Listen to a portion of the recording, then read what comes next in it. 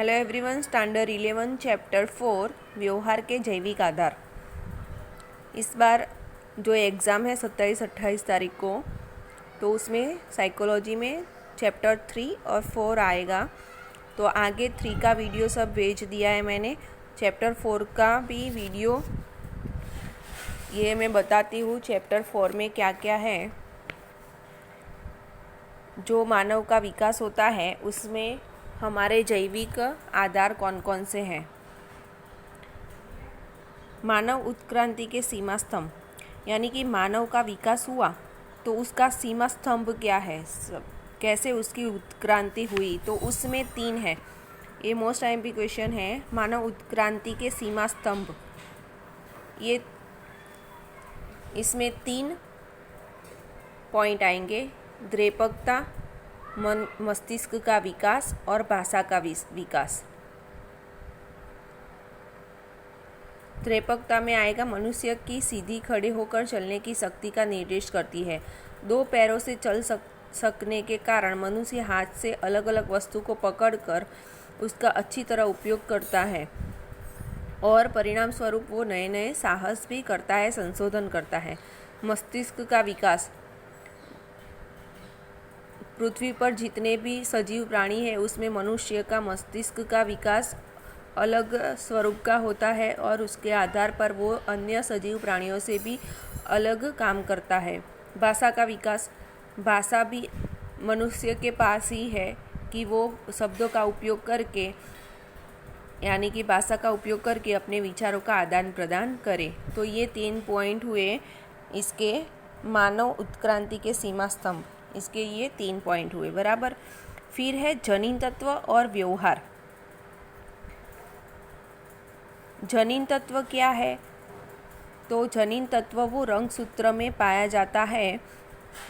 इसके लिए हम ये देखेंगे कि गर्भाधान, यानी कि बच्चा जब गर्भ में होता है तो उसके जीवन का आरंभ तभी हो जाता है।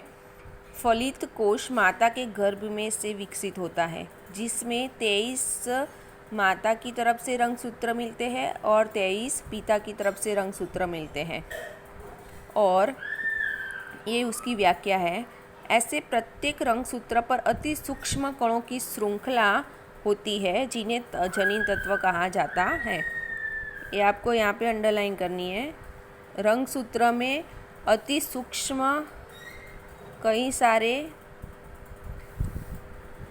कण होते हैं जिसको हम जनिन तत्व कहेंगे। जनिन तत्व बालक के शारीरिक और मानसिक लक्षणों की अनुवंश के वाहक है। हमारा जो विकास होता है, हम हमारे मम्मी या पापा की तरह लगते हैं, तो वो कैसे लगते हैं? जनिन तत्व के आधार पर। रंगसूत्र के अंदर जनिन तत्व होते हैं। एक व्यक्ति में 46 रंगसूत्र होते हैं।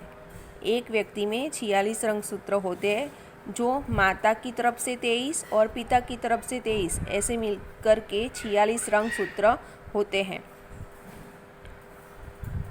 और जनिन तत्व मुख्यत्व डीएनए रासायनिक गुण परमाणुओं के बने होते हैं। जो डीएनए से बने होते हैं जनिन तत्व, उसका मुख्य कार्य क्या है डीएनए का? तो डीएनए का मुख्य कार्य प्रोटीन का उत्पादन रासायनिक करना है। ये आईएमपी है। डीएनए का मुख्य कार्य क्या है? तो कार्य प्रोटीन का उत्पादन रासायनिक करना है। ठीक, तो उसके बाद आएगा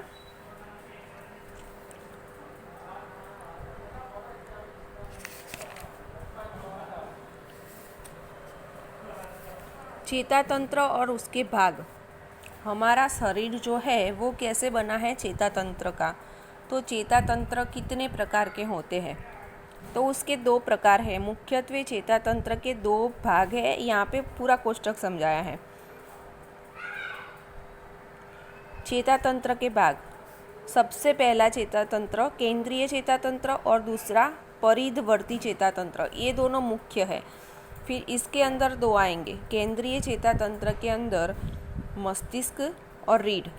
केंद्रीय चेता तंत्र है उसमें मस्तिष्क यानी कि हमारा जो मगज है वो, और रीढ़ यानी कि ये पीछे जो करोड़रज्जु होता है वो। परिधवर्ती चेता तंत्र, उसके अंदर ये 4 भाग है। सबसे पहले एक भाग है, उसका 2 है शारीरिक चेता तंत्र और दूसरा स्वयं संचालित चेता तंत्र। फिर स्वयं संचालित चेता तंत्र के 2 भाग है, अनुकंपी चेता तंत्र और परानुकंपी चेता तंत्र। केंद्रीय चेता तंत्र के अंदर मस्तिष्क और रीढ़ को समझाना होता है। उसमें ये पैराग्राफ आपको पढ़ना है कि मस्तिष्क का विकास कैसे होता है, उसका वजन कितना होता है। मस्तिष्क हमारा मगज होता है, उसका वजन कितना होता है 1.36 किलोग्राम वो होता है। उसमें 10 अरब चेताकोष होते हैं।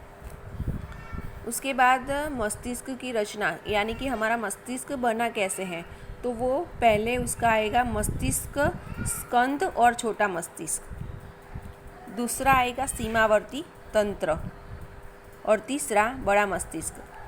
हम बोलते हैं कि छोटा मस्तिष्क बड़ा मस्तिष्क वो ही है, पर ये उसके साइकोलॉजी की भाषा में मस्तिष्क स्कंद यानी कि छोटा मस्तिष्क और सीमावर्ती तंत्र और बड़ा मस्तिष्क। मस्तिष्क की रचना के 3 भाग हैं। यहाँ पे मस्तिष्क स्कंद जो है उसका काम क्या है, श्वासोच्छ्वास, हृदय की धड़कनें तथा चलने और सोने जैसी क्रिया का नियंत्रण करना।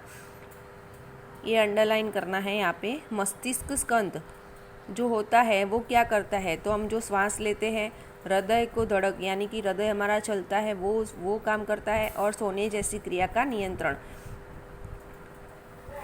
उसके बाद है सीमावर्ती तंत्र और बड़ा मस्तिष्क और मस्तिष्क छाल।